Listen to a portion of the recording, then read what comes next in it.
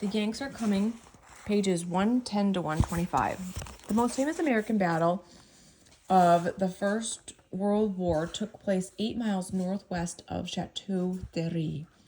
The battleground was an abandoned hunting preserve, about a square mile in area, on a gently rolling hill that commands the surrounding countryside. It's called Bosque de Belleau Wood. During the flaming spring of 1918, a lovely spot was a dagger pointed at the Allies' lifeline. A natural observation post, Belleau Wood, could also be used as a staging area for attacks on the Paris-Metz highway, a major link between the capital and the front. The Germans held it, and the Yanks had to take it away from them. This difficult assignment was given to the 2nd Infantry Division under General Omar Bundy. The 2nd Division, with its Indian Head shoulder patch, consisted of 2 brigades, a brigade made up of 2 4,000-man regiments, each commanded by a colonel. This division's 1st Brigade was formed of regular army soldiers, professionals with several years of service. The 2nd Brigade was more comfortable on the heaving deck of a ship than on a muddy trench. They were soldiers of the sea. The 5th and 6th Regiments of the United States Marine Corps. Black Jack considered them the best fighting men in the AEF. They, the Leathernecks, must clear the Germans out of the Belleau Wood. Pershing's confidence was well placed, for the Marines were indeed special. There was a proud heritage going back to the Corps founding in 1775, which made it older than the Declaration of Independence. All volunteers, the Marines of 1918, upheld that heritage, even at the cost of their lives. There's a story about a kindly American lady who often visited French military hospitals to help with the wounded. Upon entering a casualty ward one day, she noticed a strange face. Unlike a Frenchman who considered himself naked without a mustache, this soldier was clean-shaven. "Oh," she cried, happy to see a fellow countryman, "surely you are an American." "No, ma'am," he answered, "I'm a Marine." The corpse, it was his home, and war was his profession. Marine training was as good as any Blue Devils or stormtroopers.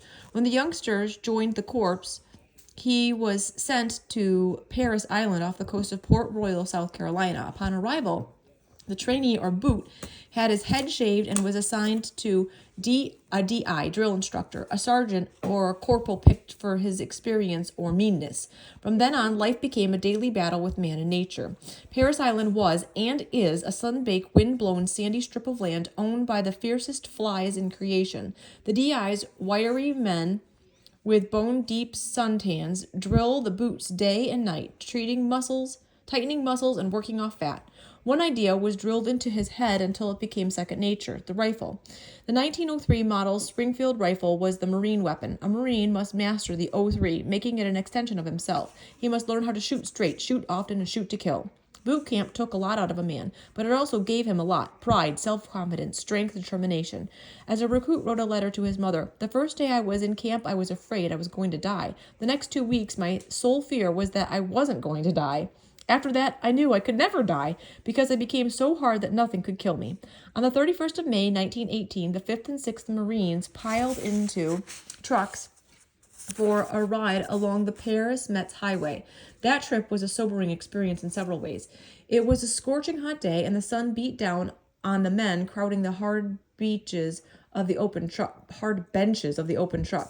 The road had turned to a bed of powdery gray dust, which rose in clouds as the trucks lumbered along, covering the men. They were miserable, coughing and wheezing. Beds of sweat carved muddy channels down their cheeks. Most of these Marines, who'd never been in battle, now saw the human tragedy of war for the first time. The highway was crowded with refugees, French people fleeing the advancing Germans. Men and women, young and old, trudged along the roadside into the dust storm raised by their speeding trucks. Some walked on wooden shoes, holding a child by the hand, a few possessions balanced on their heads or slung over their backs. Others drove farm wagons or pulled wheelbarrows piled with feather beds and chairs, a grandfather clock, and rabbits in cages and chickens tied by the legs. The sick and the elderly, their strength gone, lay panting in ditches or under trees. All had terror in their eyes. The column arrived the next morning, July 1st, at the tiny village of Lucy-le-Bocage, southeast of Belleau Wood. The local French commander greeted them and suggested that they dig a trench line. The Leatherneck officers brushed aside the suggestion. Trenches were for defending, and they meant to attack. The most they do was dig shallow 1 and 2 man rifle pits with someone called foxholes. The name caught on and has been used ever since. Having settled into their foxholes, the Marines thought turned to food. They'd been eating cold monkey meat for the past few days and wanted a change. Search parties went out to scour the countryside. They returned with cows, rabbits, and chickens. The whole area had been abandoned by the farmers, along with most of their livestock, which wandered about free for the taking. The Marines ate to their heart's content. Yet there were constant reminders that they were camped on the edge of a volcano. There was no let-up of the distant shell fire and crackle of small arms. Occasionally the wind brought the smell that made them lose their appetites. Phew. Dead houses, a private said, crinkling his nose. Those are not dead horses, the lieutenant replied. The war came then on June 3rd. That morning, shell fire grew louder, and retreating French soldiers began to filter through their positions. They were a sorry-looking lot, dirty and unshaven, their uniforms in rags. They had no weapons, having thrown them away in order to travel lightly. Many were drunk from fatigue and from wine looted from abandoned farmhouses. Picture, French refugees, such as the Marines saw from their truck on the railway on their way to Belleau Wood. Did I trade photos back then? Yeah, 1918, yes. The pictures. Officers and common soldiers alike had lost hope. La guerre est finie. Fini est la guerre. They called over the leatherheads in their foxholes. The war is over. Over is the war. When the panicky French major ordered him to join the retreat, Captain Lloyd Williams snapped, "Retreat? Hell! We just got here!" The word spread like wildfire from unit to unit. When the leathernecks in the foxholes heard it, they nodded, patting their Springfields affectionately. The Germans attacked that afternoon. For the next 2 days, they threw sea bags, large caliber shells, and whiz-bangs at the Marines. Lucy Le Broche became a heap of smoking rubble. Bombardments were always followed by infantry assaults. Each time the Leathernecks held their fire until the enemy came to within 300 yards, an unheard of distance for rifle fire on the western front. At last, the hours on the Paris Island rifle range paid off. The German veterans knew everything there was to know about machine guns and artillery. They knew their sound, their range, and how to take cover from them, but they were puzzled by accurate long-range rifle fire that came from nowhere. Dropping men right and left, the war had suddenly become very personal. Each of these Springfield bullets seemed to have a man's name on it. That means that they were aiming for a specific person. The German infantry lost their nerve and ran for cover, leaving their dead behind. The Marines' assignment, however, hadn't changed. Capture Belleau Wood. The plan, worked out by General James G. Harbord, the brigade commander, had 3 parts. The battle would begin with an assault on Hill 142, a post for German artillery spotters to the left of the wood.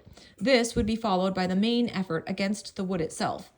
Finally, Marines would capture Bolchures, a village at a road junction to the right of the woods. So here's a little map. Belleau Wood in the surrounding area. There's the Belleau Wood.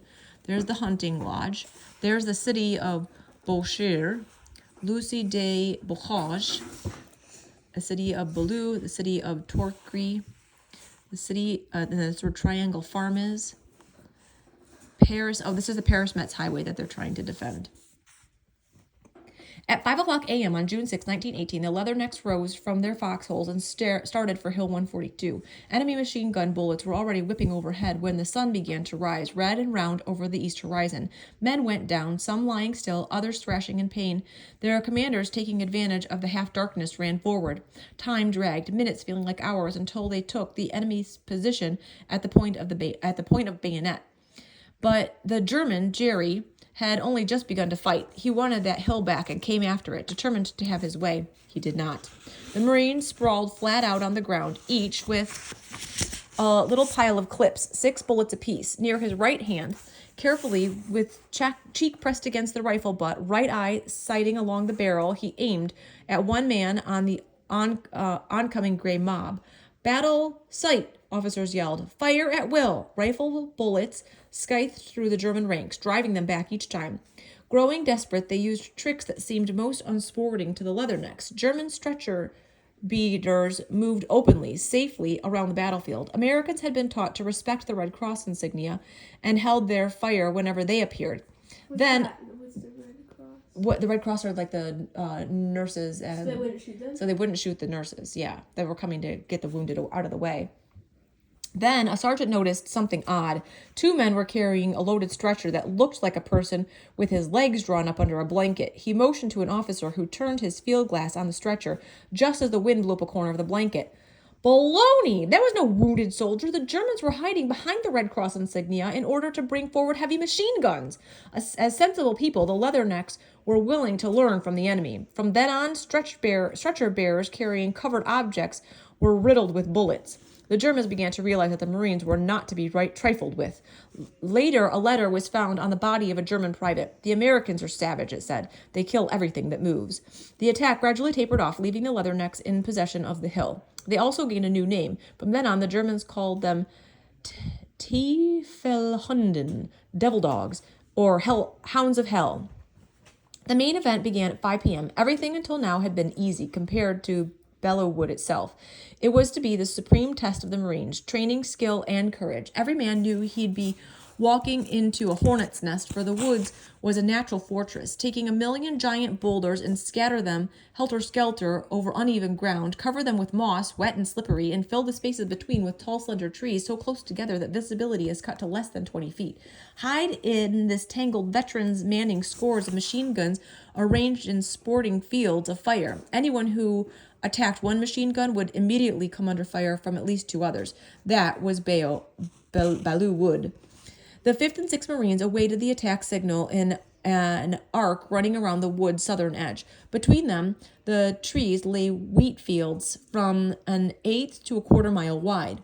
It was a beautiful spring day, warm and bright. The wheat lay thigh-deep, green, rustling, and dotted with scarlet poppies. The Leathernecks would have to cross these wheat fields in the open before they could find, let alone fight, the enemy. In the meantime, they sat in small groups, talking softly and eyeing the quiet woods. Whistles blew. The Marines arranged themselves in 4 ranks, 20 yards between each rank, and began their long walk. Nothing stirred, save the wheat as it gently brushed their legs. The only sound was the chirping of grasshoppers mingled with the faraway rumble of artillery, and the sound of their own quick, nervous breathing. On they came in perfectly aligned ranks, rifles at ready position, head diagonally across the chest, bayonets over the left shoulder, right index finger gripping the trigger. A corporal bent over to pick up a poppy to stick it in his helmet strap. An officer calmly puffed up his pipe, waving his men forward with his swagger stick. Hell broke loose. The Marines had gone 100 yards when a crack sounding like thousands of snapping twigs came from the woods. Invisible machine gunners cut loose, filling the air with whining slugs. One American described them as red-hot nails. Machine gun bullets shredded the young wheat. Their force spun men around, sending them toppling to the ground. Yet, close as they hugged the earth, they couldn't get close enough for safety. Gas masks, which were worn at the ready on the chest, raised head and shoulders 3 inches. Those 3 inches were often the difference between life and death. Marines felt bullets slicing through their backpacks. Others never felt a thing. The world would soon learn that Sergeant Dan Daly, a Medal of Honor winner who'd been bossing around recruits for 25 years, Daly's men were pinned down when he stood up and, waving his rifle above his head, shouted, "Come on, you leathernecks! Do you want to live forever?" No, they didn't want to live forever, only long enough to get into those woods for a crack at the Germans. Forgetting their fear, they rose and hunched their shoulders as if the bullets were wind-driven snowflakes, went forward. Nearby, Floyd Gibbons of the Chicago Tribune advanced with another unit, armed with only a pad and a pencil. Gibbons, a famous newspaperman, was taking in the scene when machine guns caught his line in the crossfire. As he dived for cover, he saw an officer standing holding a bloody stump and screaming, "My hand is gone!" "Get down, flatten out, Major," Gibbons shouted. "I'm crawling over to you now." Slowly, the reporter pushed forward by digging in with his elbows and toes. He had gone just a few yards when a bullet went through his left arm, followed a second later by another through his left shoulder. He was surprised at how little it hurt. Pain would come later when the shock wore off, but that's when the big one found him. Gibbons heard a loud crash like a glass bottle shattering in a bathtub. Everything turned white. Gibbons tried to move the fingers of his left hand. They moved, so did his left foot. Yes, he was alive. Then he touched his nose. His fingers rested on something soft and wet. His hand was covered in blood. A facial wound. The left side of his face hurt, so closed his right eye. Darkness. A bullet had ricocheted off a stone, entered his left eye, and passed through his head, making a hole in his helmet as it went. Moments later, he saw the handless major run into the forest. Gibbons lay in the wheat, bullets passing inches from his head, until stretcher bearers collected the wounded after dark. He later wrote, "And they thought we wouldn't fight." One of the best first-hand accounts of the First World War. Other Marines, meanwhile, reached the woods in small groups. They didn't get very far. As night fell, their rifle flashes gave away their positions, attacking storms of machine gun bullets.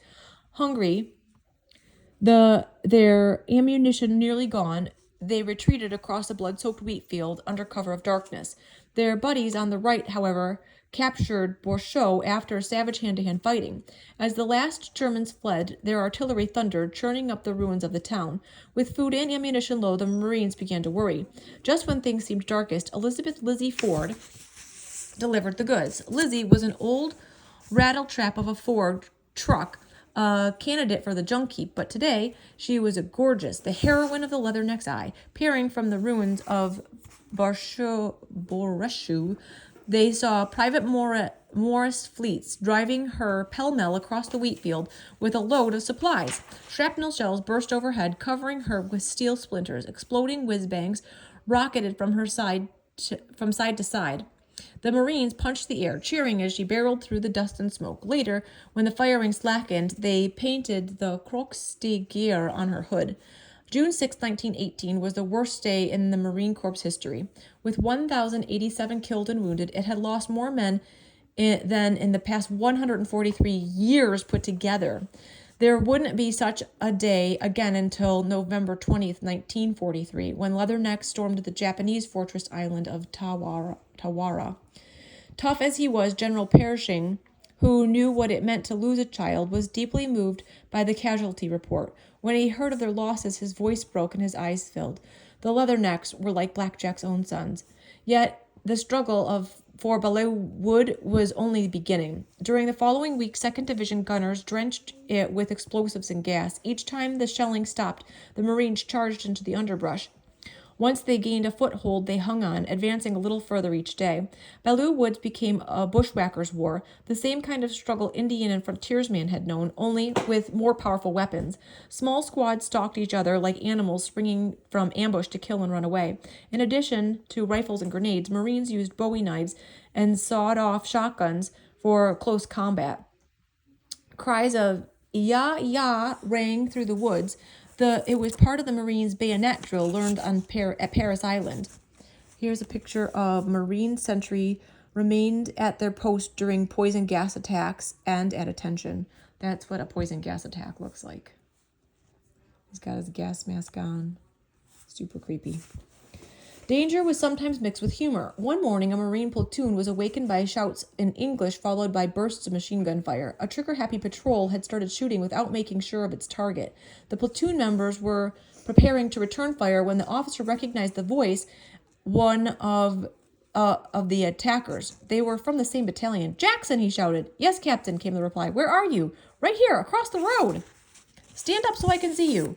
"Captain," Jackson cried above the chattering machine guns, "if you want to see me, you stand up." Chuckles were heard along both sides of the road. Men backed off. Thankfully, nobody had been hurt this time. The Germans recognized that they'd met their match in the Devil Dogs. We know how they felt from letters and reports captured during the battle. In a letter home, which he didn't live to mail, a private complained, "We are having very heavy days with death before us hourly. Here we have no hope ever to come home. My company has been reduced from 120 to 30 men. We have Americans, Marines, opposite us who are terribly reckless fellows. In the last 8 days, I have not slept 20 hours. A comrade, also killed, wrote of the Marines that they fight like devils." The best compliment came from a secret intelligence report based on questioning captured Marines. The report author, a hard-boiled professional soldier named von Berg, compared the Leathernecks to the best units in the Kaiser's army. The 2nd American Division must be considered a very good one, and it may even perhaps reckon a stormtrooper. The different attacks at Belleau Woods were carried out with bravery and dash. The moral effect of our gunfire cannot seriously impede the advance of the American infantry. The Americans' nerve are not yet worn out. The qualities of the men individually may be described as remarkable. They are physically well developed, their attitude is good, and they range in age from 18 to 28 years. The men are in fine spirits and are full of self-confidence. The words of the prisoner are characteristic. We kill or get killed. So this was a German officer reporting on what an American that they had captured said. The end came in Belleau Wood on June 26th after a bombardment lasting 14 hours. The Germans, forced into a corner near the northern edge, were groggy with fatigue. Many were shell-shocked. Burned trees, their branches gone, stood like skeletons guarding the ruins. The odor of mustard gas clung to shattered tree trunks. Gas collected in shell holes remained there, still deadly. Long after the air cleared, many an unwary soldier died when jumping into these holes without his gas mask.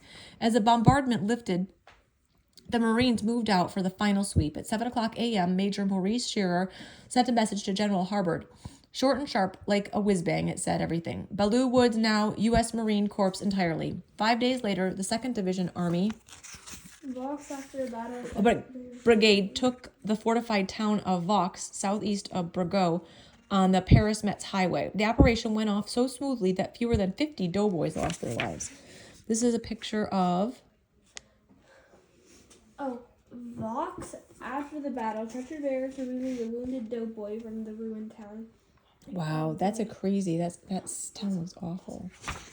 And we have lost quite a few officers, said a reporter from Belleau Wood. Here, 3 Marine officers visit the graves of fallen comrades whose names are visible on the wooden markers. But the Leathernecks were the heroes of the hour. Although as yet they didn't feel very heroic, with the wood secure, they packed up for a rest camp behind the lines. Fewer trucks were needed to take them away, and these weren't as crowded as before. Belleau Wood had cost the Marine Brigade 5,200 killed and wounded, among them half of its officers. All the survivors wanted was a hot meal, sleep, and a bath. They were too busy tending to their own needs to realize what they had accomplished. The French people let them know when they came to Paris on leave. Another July 4th had arrived, and once again the City of Light turned out for a parade. It was really the Marines' parade, for they stole the show. Marine Captain Clifford Cates described in a letter to his mother, "The morning of the 4th we got up early and cleaned up and tried to look halfway decent, but we still looked like a bunch of bums. At 8, we left our camp and marched to where the parade formed. Mother, you cannot imagine the cheer that would go up as the French people would recognize the Marine flag. It was one continuous shout, Vive les Marines, la Marines, etc. They literally covered us with roses. I would carry each bouquet a piece and then drop it. Then another girl would load me down with more flowers. It was truly wonderful, and it made us Marines feel very good, as they gave us all the credit. Even every little kid going to and from Paris would yell, Viva la Marines! We have certainly made a name in France." As a sign of their appreciation, the French changed the name of the Bosse de Belleau to Bosse de la Brigade des Marines. Ludendorff's plans lay in ruins. He'd gambled his country's future on a knockout blow and lost. The Allies took the blow, held, and came back fighting. And it was Blackjack's Yanks who'd played a key role in turning the tide. Europe had learned a lot about the Yanks in a year, and they'd learned a lot about themselves. On Independence Day 1917, the Allies saw hope on the brawny youngsters from the New World. But what could they do? Would they fight, and how well? Everyone knew the answer by Independence Day 1918. Chantilly, Chateau, Verrerie, and Belleau Wood showed that they could fight and win. At last, Pershing was allowed to form a command an independent force, the United States First Army. The Yanks were now equal partners in the First World War. End of page 125.